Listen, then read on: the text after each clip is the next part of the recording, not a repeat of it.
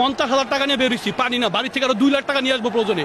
টাকা, ঠিক আছে, টাকা কার জন্য করছি? স্বাধীন দেশের জন্য টাকা ইনকাম করছি। মেয়ার টাকা লইয়া যদি স্বাধীন দেশে বসবাস করতে না পারি, সরকারের আন্ডারে বসবাস করি, এই জীবন দেওয়ার জন্য রাস্তায় আসছি। আমি বাইশা থাকার জন্য জন্ম হয়েছে না, বাচ্চা ছাড়া স্বাধীন করে গেছে, আমরা কার পালা পালাবো? ওই রক্তই তো আমাদের শরীরে মিয়া, আমরা স্বাধীন করার জন্য তো নামছি দেশে। এগুলো ছাত্র জনতা পাবলিকের বাইসে বুয়া, ছাত্রদের বুয়া না। ভাষা আন্দোলন স্বাধীন করেছে ছাত্ররা, 69 স্বাধীন করেছে ছাত্ররা, 74 পর বাস দিছে ছাত্ররা, এখনো বাস দিবে ছাত্ররা ইনশাআল্লাহ।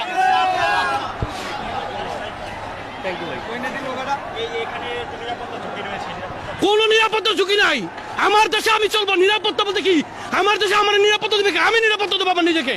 সরকারকে নিরাপত্তা দেবে, সে নিজেই তো তার গদি নিয়ে নড়বড়ে আছে। বুঝেন না কেন? আমি আমার দলে আছি, আমি আমার দেশে আছি। এটা আমার বাপের দেশ, আমার বাপের বাড়ি ইন্ডিয়া না, আমার বাপের বাড়ি বাংলায়। বাংলায় থাকবো আমরা, প্রয়োজনে সে ভারতে যাবে এবং যাওয়ার জন্য রেডি হচ্ছে। বুঝেন নাই? আইসিইউ, মানুষ কখন আইসিইউতে ঢুকায়? মৃত্যুর পথে যখন তার থমথম যান যায়। উনি কারফিউ কখন দিছে? উনি আইসিইউতে আছে। এটাও বুঝতে হবে ভাই, দেশের জনগণ না, ছাত্র জনতা নেমেছে, আমার বাচ্চারা নেমেছে, তাদের পাশে যা দরকার তা দেবো ইনশাল্লাহ। দেশের রাস্তায় আছি, রাস্তায় থাকবো।